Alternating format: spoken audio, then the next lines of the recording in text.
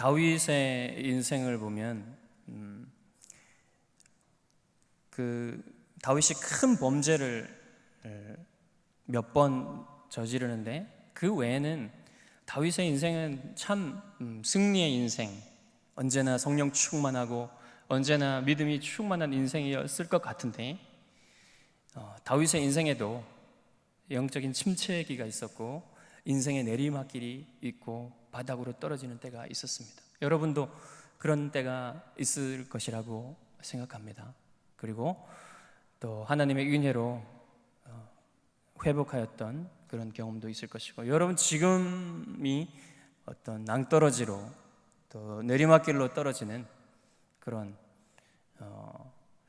바닥을 치는 그런 상황에 있을 수도 있습니다.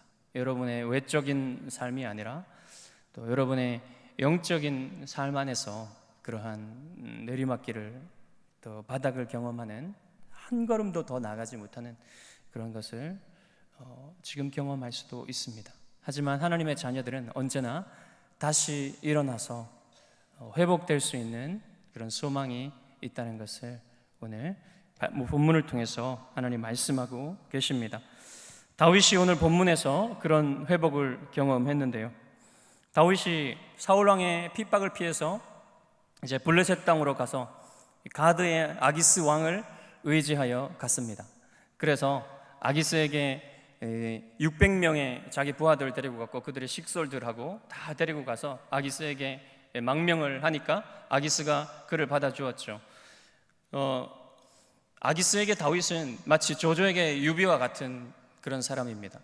만약에 다윗을 자기 수하로 둘 수 있다면 이 다윗의 전투력은 가히 상상하지 못할 정도로 큰 그 전투력 향상을 위해서 아주 요긴한 인물이 될 수 있는 것이죠. 그래서 이 다윗을 받아들였고 다윗이 요구하는 하나의 성을 줬는데 그냥 버려진 것과 같은 시글락이라는 작은 성을 다윗에게 주었습니다. 그래서 다윗이 그 시글락에 이제 안착해서 이 자기의 부하들의 가솔들을 거기에 안전하게 또 피신시킬 수 있는 피난처를 얻었죠.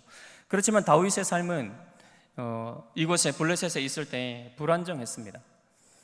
다윗이 이제 아기스의 눈을 속여서 여러 민족들을 쳤는데 그 중에 가장 두드러진 민족이 아말렉입니다. 아말렉 족속을 치고 다니면서 그들을 아주 한 사람도 남김없이 이렇게 치면서도 아기스에게는 내가 유다를 치고 다닙니다, 이렇게 속일 수밖에 없었어요. 그렇게 불안정한 이렇게 삶을 다윗이 살고 있었는데 그것이 계속될 수는 없었습니다. 언제 들킬지 모르고 언제 들통날지 모르는 것이죠. 결국은 다윗이 이제 전쟁을 하게 되었는데요, 이스라엘과 블레셋이 이제 맞붙게 되었습니다. 그때 다윗은 아기스의 보디가드로서 이제 출전을 하게 되었어요. 큰 딜레마에 빠진 것입니다. 이스라엘을 칠 수도 없고 자기를 믿어주고 걷어준 아기스를 칠 수도 없는 상황이에요.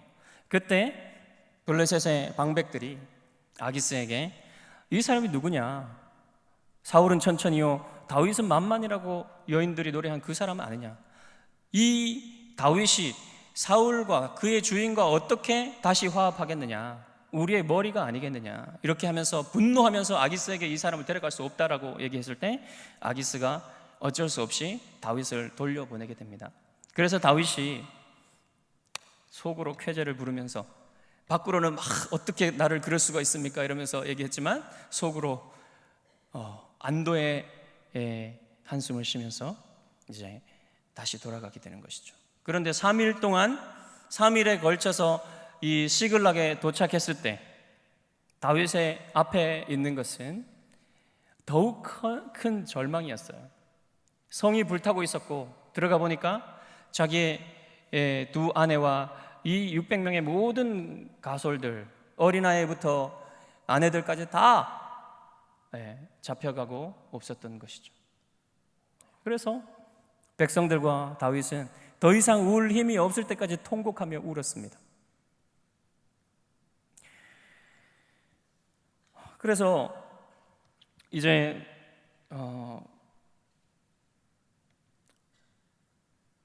하나님이 이 다윗을 이러한 상황까지 몰고 갔는데요. 이 다윗이 이런 통곡을 하면서 이제 백성들과 함께 그 600명과 함께 앉아 있었는데, 이때까지 다윗이 겪어왔던 위기와는 다른 위기였어요. 이때까지 많은 위기를 만나고 수많은 어려움을 겪었지만 잘 극복하고 승리하면서 함께 이겨왔는데, 지금 당한 이 상황은 아무리 생각해도 받아들일 수가 없고 더 이상 이겨낼 수가 없는 그런 악몽처럼 이 사람들에게 다가왔던 것입니다. 이 600명의 사람들이 다윗을 따른 것은, 다윗에게 온 것은, 그들도 사울과 관계가 좋지 않은 부분도 있지만 다윗이 하나님의 약속을 받은, 하나님께서 왕으로 기름 부음 받은 사람이기 때문에 그것을 믿고 다윗에게 의지하여 왔던 것이죠. 그래서 다윗을 따르면서 수많은 어려움들을 겪었지만 이때까지 잘 참고 왔던 것입니다.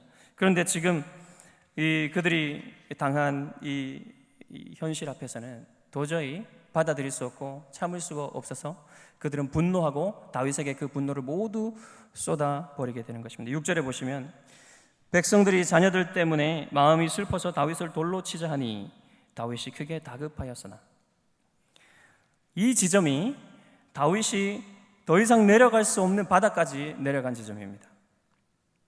어찌하든지 사울에게서 도망쳐서 좀 시간을 버려보려고 했지만 그 계획은 재앙으로 끝나버리게 된 거죠. 다윗을 따르던 사람들이 다윗에게 분노하는 것은 당연하게 보입니다. 왜냐하면 다윗이 그토록 아말렉을 괴롭혔고 많은 아말렉 사람들을 죽였기 때문에 이 다윗이 시글락을 비울 때에 그래도 시글락을 방어할 수 있는 최소한의 인원들을 남겨놓아야 했습니다.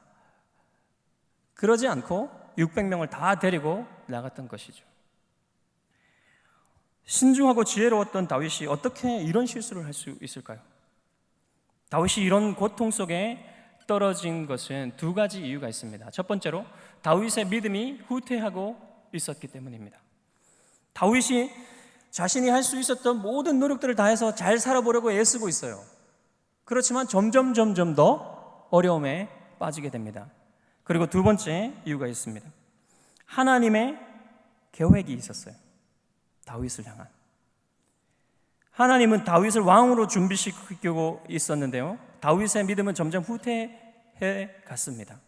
그렇기 때문에 하나님은 다시 다윗을 붙들어서 하나님의 사람으로, 믿음의 사람으로 회복시킬 필요가 있었던 것이죠. 그래서 여호와께서는 다윗과 그의 사람들을 이런 절망적인 상황까지 오도록 내버려 두신 것입니다. 여러분, 인생이 내리막길로 치달을 때 거기에는 자녀들을 향한 하나님의 선하신 계획이 있다는 것을 믿으시기 바랍니다. 하나님이 우리에게 인생의 내리막길을 걷도록 허락하실 때에는 우리에게는 보이지 않는 하나님의 선한 계획이 있습니다. 때로는 우리의 믿음을 더욱 강하게 하고 성숙하게 하시려고 우리를 어려움과 위기 가운데, 고통 가운데 허우적거리도록 두시기도 하시는 것입니다. 거기에는 우리의 불신앙이 결부될 수도 있습니다. 블레셋으로 피하여 갔을 때 다윗의 삶에는 살려고 발버둥치는 한 인간이 보이지만 하나님을 신뢰하고 하나님의 뜻을 구하고 순종하는 삶의 모습은 점점 희미해져 갔습니다. 그가 믿음을 완전히 버린 것은 아니지만 믿음에서 후퇴하고 있었다는 것을 볼 수 있습니다. 이런 믿음의 후퇴와 결부되어 삶도 어려움 속으로 점점 들어가게 되는 것이죠. 오히려 이러한 믿음의 후퇴가 모든 고통의 원인이 되는 것은 아닙니다. 오히려 믿음으로 살려고 할 때 시련이 올 수도 있죠. 어떤 경우에든지 우리의 삶에 시련이 닥칠 때 거기에는 하나님의 선하신 뜻이 있다는 것을 믿을 수가 있습니다. 모든 힘이 빠지고 절망적인 상황이 되었을 때 다윗은 어떻게 해야만 할까요? 사람들이 돌로 그를 치려 하고 있습니다.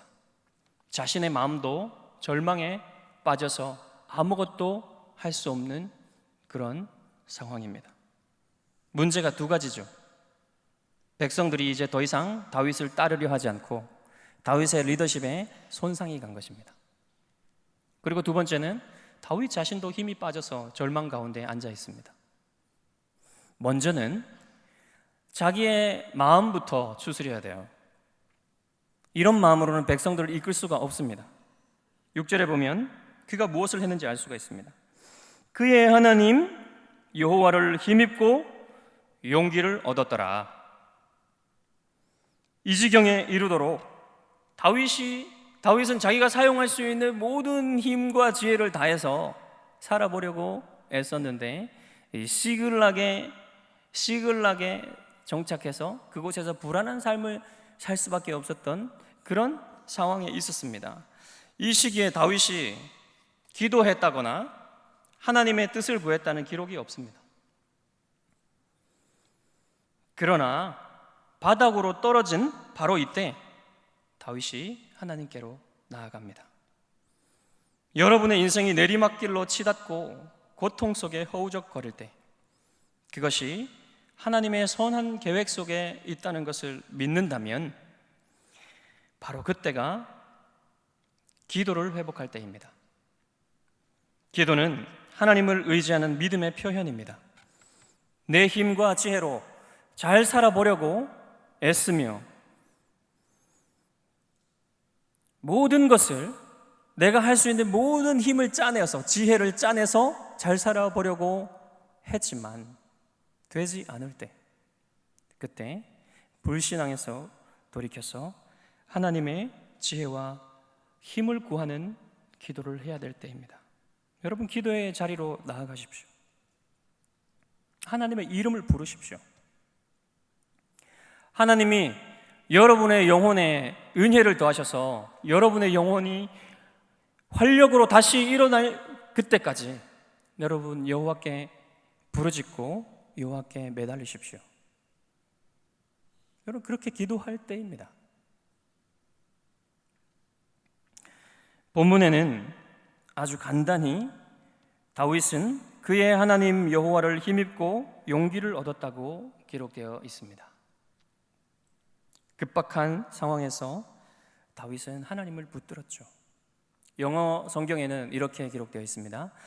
He strengthened himself in the Lord his God. 그의 하나님 여호와 안에서 그 자신을 강하게 했다는 것입니다. 그의 하나님 여호와 안에서 그 자신을 강하게 했다. 신적인 능력을 입기 위해서 다윗이 어떤 의식을 치렀다는 얘기가 아니고요. 또 호랑이에게 물려가도 정신만 차리면 살 수 있다는 생각으로 어떤 심리적인 자기 컨트롤, 자기 감정의 컨트롤을 해서 이 상황을 벗어나려 했다는 것도 아닙니다. 하나님 안에서 자신을 강하게 했다는 말이 무슨 뜻인지를 알기 위해서 단서를 찾아볼 수 있는데요.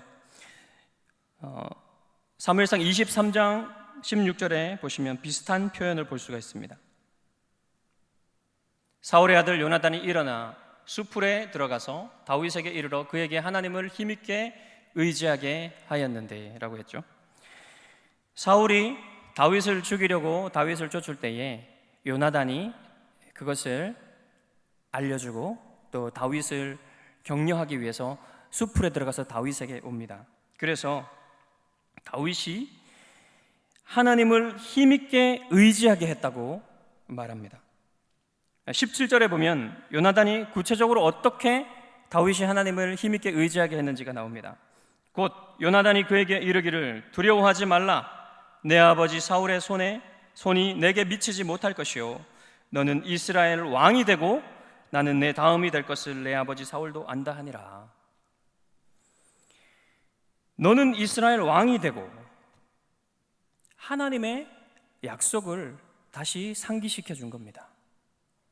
요나단이 다윗이 다시 믿음이 회복되어질 수 있도록 그를 하나님의 약속으로 격려한 것이죠. 그런데 지금은 다윗이 요나단과 같이 다윗을 격려할 수 있는 사람이, 믿음을 격려해 줄 수 있는 사람이 옆에 없습니다. 그래서 다윗은 스스로 믿음을 불러일으키기 위해서 다시 하나님의 약속을 스스로 붙들어야만 했는데요, 그때 다윗이 스스로 하나님의 약속을 붙들었는데, 이 급박한 순간에, 그 짧은 그 순간에 심령의 기도를 하나님께 드리면서 하나님의 약속을 붙들 수 있었습니다. 그래서 영적인 활력이 회복되었는데요, 다윗이 그 밑바닥까지 내려갔을 때 그의 심령이 가난해질 수 있었습니다. 하나님이 다윗을 밑바닥까지 내려가게 하신 이유가 여기에 있습니다. 하나님의 계획이 있다는 것이죠. 그래서 다윗은 이스라엘을 구원하시고 지금까지 인도하신 하나님의 은혜를 다시 바라볼 수 있었고, 자신의 삶을 지금까지 지키시고 인도하신 하나님을 바라볼 수 있었습니다. 여러분, 그런데 사울은 다윗과 비슷한 절망적인 상황에서 어떻게 했습니까?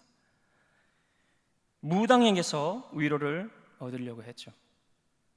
그래서 결국 돌아온 것은 하나님의 심판의 메시지였습니다. 그러나 다윗은 여호와 하나님 말씀 안에서 새로운 힘을 얻었습니다. 여러분의 인생이 고통에 내던져질 때 여러분이 새로운 힘을 얻을 수 있는 원천은 하나님의 말씀입니다. 하나님의 말씀이 여러분의 영혼을 붙잡을 때 여러분은 모든 것을 다스리고 계신 능력의 하나님을 다시 바라보고 힘을 얻게 됩니다. 여러분, 영적인 침체 가운데 있을 때에는요, 하나님의 말씀이 아무리 선포되어지고 하나님의 말씀이 아무리 들려져도 여러분 영혼에 들려지지가 않습니다. 영혼이 그것을 수납하지 못합니다. 하나님의 말씀 안에서 아무런 유익도 얻을 수가 없어요. 하나님의 음성을 들어야만 하는데 하나님의 음성이 들리지 않는 때가 영적인 침체의 때입니다. 그러나 다윗은 여호와를 힘입어 믿음을 회복했다고 그랬어요. 여러분, 믿음을 회복할 때가 있습니다. 여러분, 여러분의 믿음이 지금 회복할 때인지 회복되어 있는 때인지 보십시오. 여러분이 기도를 회복하고 하나님의 말씀을 회복할 때 이 다윗이 회복되었던 것처럼 여러분의 믿음도, 여러분의 은혜도 회복되게 될 것입니다. 다윗이 여호와를 힘입어 믿음을 회복하게 되자 흔들리고 의심받았던 그의 리더십도 회복이 되었습니다. 그리고 그가 백성의 리더로서 해야 할 일을 하기 시작했습니다. 다윗은 즉시 하나님의 인도를 구했죠. 그는 아히멜렉의 아들 제사장 아비아달에게 에봇을 가져오라고 하고 여호와의 뜻을 구했습니다. 8절을 보겠습니다. 다윗이 여호와께 묻자와 이르되 내가 이 군대를 추격하면 따라잡겠나이까 하니 여호와께서 그에게 대답하시되 그를 쫓아가라. 내가 반드시 따라잡고 도로 찾으리라. 적어도 기록상으로는 여기 블레셋에 들어가서 다윗이 한 번도 여호와의 뜻을 구한 적이 없다고 기록되어 있어요. 그러나 이제 하나님의 뜻을 구하는 이때부터 다윗과 그의 사람들의 삶이 회복되기 시작합니다. 자, 그런데 여호와께서 아말렉을 쫓아가라고 하셨는데요, 아말렉이 어디 있는지, 또 아말렉을 쫓아가려면 어떤 길로 가야 되는지, 아말렉을 치려면 어떤 방법으로 쳐야 되는지 이런 말씀 전혀 하시지 않습니다. 아말렉은 계속 옮겨다니는 유목민이기 때문에 아말렉을 찾는 것은 굉장히 힘든 일이에요. 그래서 하나님이 우리의 인생길을 인도하실 때 종종 이렇게 하신다는 것을 깨달아야만 합니다. 하나님이 믿음으로 가라고 하시지만 그 구체적인 방법이나 길은 우리에게 말씀하여 주시지 않습니다. 하나님은 다윗에게 그를 쫓아가라, 내가 반드시 따라잡고 도로 찾으리라고만 말씀하셨지, 어느 쪽으로 가라든지 어디에 있다든지 그들을 어떻게 공격하면 된다든지 이런 말씀을 하시지 않았죠. 그때 다윗이 해야 되는 것, 그때 여러분이 해야 되는 것이 무엇입니까? 반드시 따라잡고 도로 찾으리라는 여호와의 약속을 믿고 가는 것입니다. 그들을 추적해 가는 것이죠. 여러분, 아브라함도 그랬습니다. 너의 고향과 친척과 아버지의 집을 떠나 내가 내게 보여줄 땅으로 가라고 명령하셨고, 내가 너로 큰 민족을 이루고 내게 복을 주어 내 이름을 창대하게 하리니 너는 복이 될지라 약속을 해주셨습니다. 그래서 이 약속을 믿고 아브라함은 어디로 가야 될지 모르지만 일단 떠난 것이죠. 여러분, 하나님께 기도할 때 우리가 구체적인 길과 방법을 구할 때가 많이 있어요. 구체적인 길과 방법을 구하는 게 잘못된 기도가 아닙니다. 하지만 여러분, 먼저 하나님이 원하시는 것은 우리가 하나님의 약속을 믿고 순종하기를 원하세요. 우리가 그리스도 안에서 받은 약속은 아브라함이 받은 약속보다 더 확실하고 더 영광스러운 것입니다. 나와 및 복음을 위하여 집이나 형제나 자매나 어미나 아비나 전토를 벌인 자는 금세에 있어 집과 형제와 자매와 모친과 자식과 전토를 100배나 받되 핍박을 겸하여 받고 내세에 영생을 받지 못할 자가 없느니라. 하나님의 약속을 믿고 순종하는 삶이 먼저입니다. 먼저 그의 나라와 그의 의를 구하는 삶이 먼저입니다. 순종하기 시작할 때 지혜도 주시고 구체적인 길도 보여주십니다. 믿음으로 순종하는 삶이 먼저라는 것이죠. 여러분, 우리가 믿음으로 순종하지는 않으면서 자기가 하고 싶은 일이 있는데 그것의 승인을 얻기 위해서, 위험을 감수하지 않고 실패를 맛보지 않기 위해서 하나님께 표를 구하는 때가 많이 있습니다. 그것은 신앙 같지만 불신앙의 다른 모습일 뿐입니다. 여러분, 사울이 그랬죠. 사울은 하나님의 말씀을 믿음으로 순종하지 않으면서 하나님의 구체적인 인도와 표를 구했습니다. 그것이 사울의 믿음을 보여주는 게 아니라 불신앙을 보여주는 것입니다. 사인을 구하는 것이 믿음처럼 보이지만 사실은 순종이 믿음의 표이지, 항상 사인을 구하여서 걸어가려고 하는 것은 불신앙일 뿐인 것이죠. 여러분, 주님을 표적을 구하는 바리새인들과 사두개인들을 꾸짖으시며 이렇게 말씀하셨습니다. 악하고 음란한 세대가 표적을 구하나 요나의 표적밖에는 보여줄 표적이 없느니라. 여러분, 그래서 기도할 때 먼저 순종할 믿음을 구하십시오.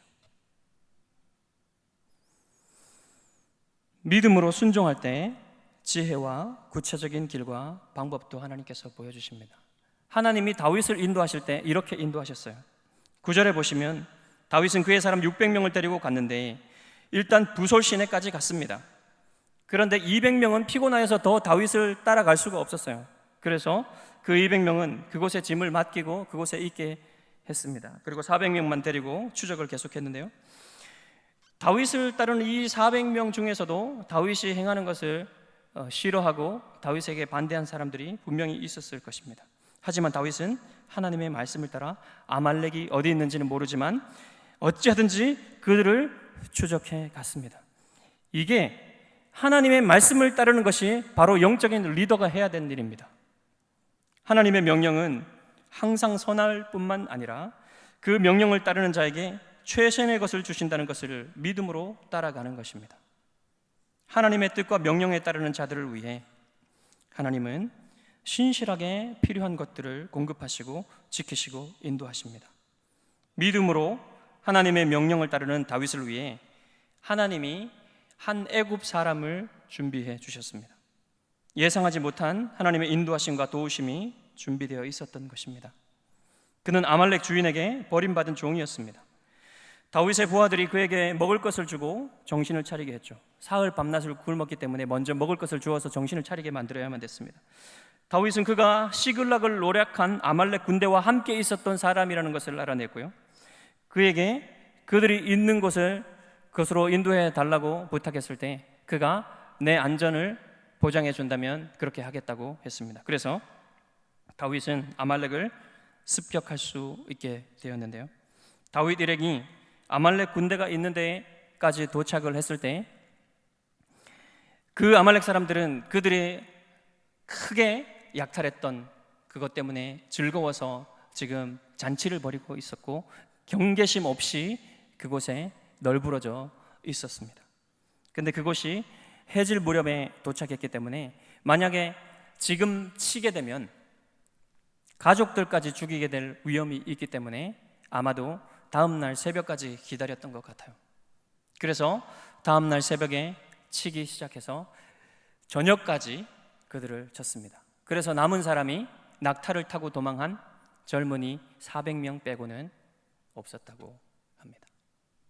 그리고 다윗은 모든 사람들과 또 자신이 빼앗겼던 소유물들과 또 블레셋 사람들의 아말렉 사람들의 소유물들까지 전리품으로 취할 수 있게 되었죠. 만약에 하나님께서 그 적절한 타이밍에 애굽 사람을 그곳에 있게 하시지 않았다면 이러한 승리는 거둘 수 없었을 것입니다.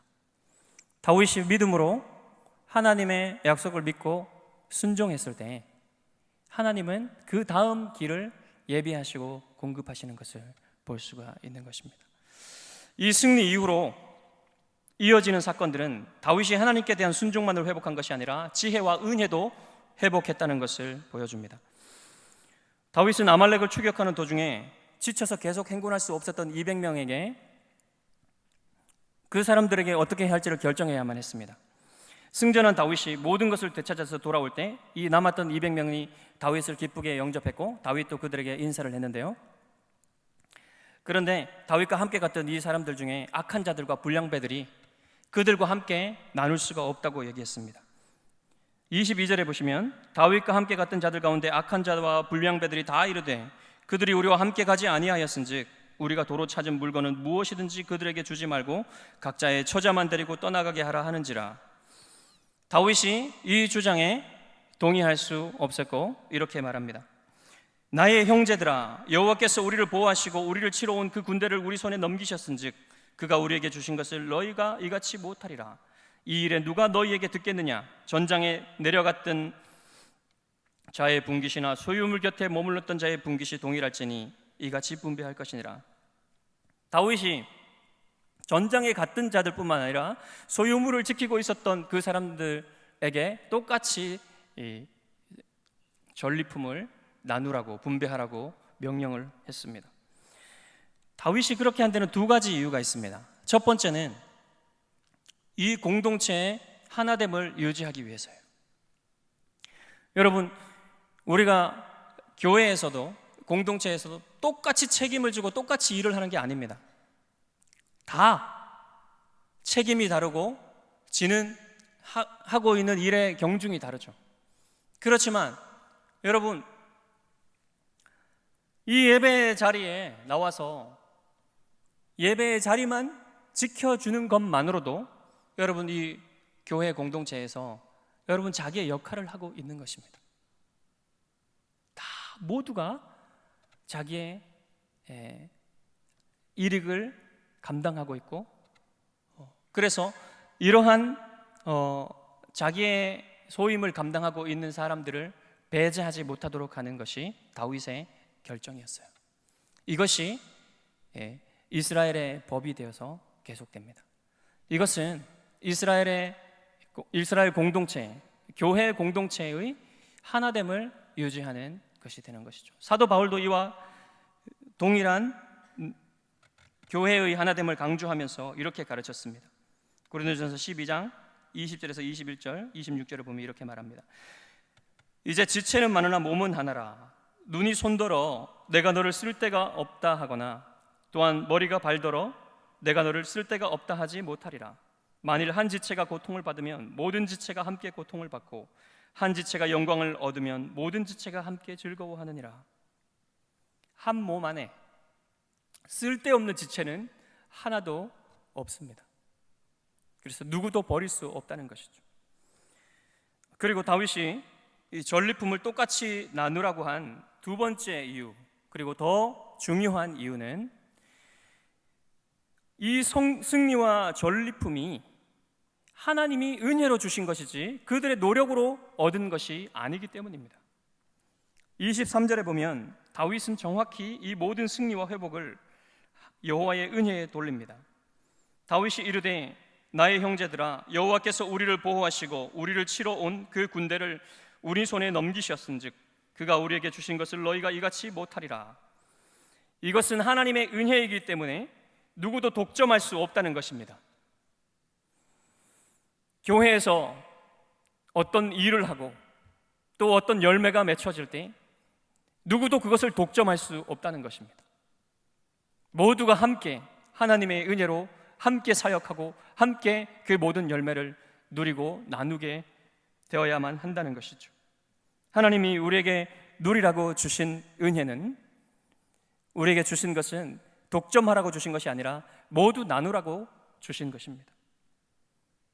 전쟁터에 나가서 위험을 무릅쓴 사람들도 그들의 노력으로 얻은 승리가 아니기 때문에 전리품도 그들의 것이라 할 수가 없다는 것입니다. 만약에 전장에 나간 사람들만 전리품을 취하게 되면 그들이 하나님의 은혜로 그것을 얻었다는 것을 이 남아 있었던 사람들에게 보일 수가 없는 것이죠. 그러면 그들이 자기를 높이고 하나님의 은혜의 영광은 높이지 못하게 되는 것입니다. 그래서 결국 남았던 사람들도 하나님을 찬양할 수 없고 공동체의 하나됨에 금이 가게 되는 것입니다. 자, 여기서 우리는 후퇴하였던, 은혜를 잃어버렸던 다윗이 은혜를 회복한 것을 보게 됩니다. 그가 하나님의 은혜 안에서 백성을 이끌고 있다는 것을 분명히 볼 수 있습니다. 리더가 어떤 판단을 내릴 때에 하나님의 말씀의 원리를 분명히 드러낼 때 그 백성은 그 안에서 확신을 얻게 됩니다. 심지어 하나님의 은혜가 회복된 다윗은 악한 자와 불량배들에게까지도 온유한 것을 보여줍니다. 다윗은 그 악한 자와 불량배들에게 나의 형제들아 라고 말했어요. 그리고 그들도 배제하지 않고 그들에게도 형제로서의 따뜻함을 보여주고 그들에게도 똑같이 전리품을 나누어 주었습니다. 은혜를 회복한 다윗은 화평케 하는 자로 행동하고 있습니다. 문제를 일으키고 자기의 유익을 먼저 구하는 자들에게조차도 될 수 있는 한 화평을 구한 것입니다. 주님이 말씀하신 것처럼 화평케 하는 자는 복이 있나니 그들이 하나님의 아들이라 일컬음을 받게 될 것이라 말씀하셨습니다. 다윗은 지금 하나님의 백성이 어떠해야 함을 보여주고 있는 것이죠. 하나님의 은혜를 회복한 다윗은 지혜에서뿐만 아니라 또 관대함에 있어서도 하나님의 은혜가 회복되었다는 것을 보여주고 있습니다. 26절에 보면 시글락으로 돌아온 다윗은 유다 여러 성읍들의 장로들에게 이 전리품들을 보내주는 모습을 보게 됩니다. 지난 16개월 동안 다윗은 이스라엘 땅을 떠나 있으면서 이스라엘의 왕으로서 기름 부음 받은 그의 소임을 전혀 감당하지 못하고 이스라엘에게 아무것도 해주지 못했습니다. 그러나 지금 이스라엘의 이스라엘의 왕으로 기름 부음 받은 이 다윗이 무엇인가를 유다 백성들에게 나누어 줌으로써 그 소임을, 그 부르심을 감당하게 되는 굉장한 변화를 보게 되는 것입니다. 지금 이스라엘의 리더로서 여호와의 원수들에게서 탈취한 것을 이스라엘 백성에게 나눠주고 있는 것이죠.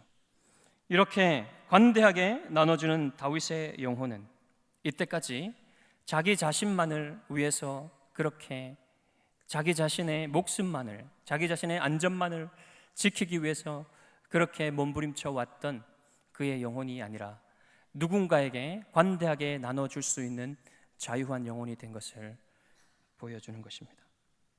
이제 그는 하나님의 나라와 하나님의 백성을 위해서 헌신하고 있습니다. 그가 궁급할 때 이 유다의 장로들이 자기를 돌아봐주고 도와주었던 사람들이죠. 이제 자기가 풍족하게 되자 그들에게 다시 돌려주고 나누어주는 것을 보게 됩니다. 은혜가 회복된 삶은 이렇게 나누어주는 삶입니다. 필요한 사람들에게 값없이 나눠주는 삶. 하나님께 값없이 받았기 때문에 값없이 나눠주는 것입니다. 소유물을 지키고 있었던 자들에게, 그리고 심지어 악한 자들과 불량배들에게, 그리고 또 유다의 장로들에게 관대하게 나누어주는 이 다윗의 모습은 참된 왕이신 예수 그리스도의 은혜의 풍성함을 보여주는 그림자가 됩니다. 예수님은 아무 공로가 없는 우리에게 가장 필요한 용서와 영생을 주시기 위해서 자기의 목숨을 내어주셨습니다. 주님께서 나는 선한 목자라, 선한 목자는 양들을 위하여 목숨을 버리거니와 라고 말씀하셨을 때 주님이 우리에게 주신 것이 무엇인지 깨닫게 됩니다. 주님은 우리에게 가장 위대한 선물을 주시기 위해 자기의 목숨을 주셨습니다. 주님은 부활하셔서 우리에게 영원한 생명을 선물로 주셨습니다. 주님은 승천하셔서 이미 우리가 하늘에 속한 사람이 되게끔 만들어 주셨습니다. 예수 그리스도는 우리의 생명이며 우리의 영원한 행복의 근원이십니다. 예수 그리스도 안에서 이 행복을 가진 사람만이 행복을 나누어 줄 수 있습니다. 여러분의 인생이 고통 속에 내리막길을 걷고 있습니까? 또는 영적인 침체와 무기력함 속에 있습니까? 다시 한번 예수 그리스도 안에 있는 풍성한 삶의 약속을 붙들고 은혜를 회복하시기 바랍니다. 내가 온 것은 양으로 생명을 얻게 하고 더 풍성히 얻게 하려는 것이라고 주님은 여러분에게 지금 말씀하고 계십니다. 여러분의 삶 속에 기도를 회복하고 또 하나님의 말씀에 약속을 붙드는 것을 회복하셔서 주님이 여러분에게 약속하신 풍성한 삶을 누리시는 여러분 되시기를 주님의 이름으로 축원합니다.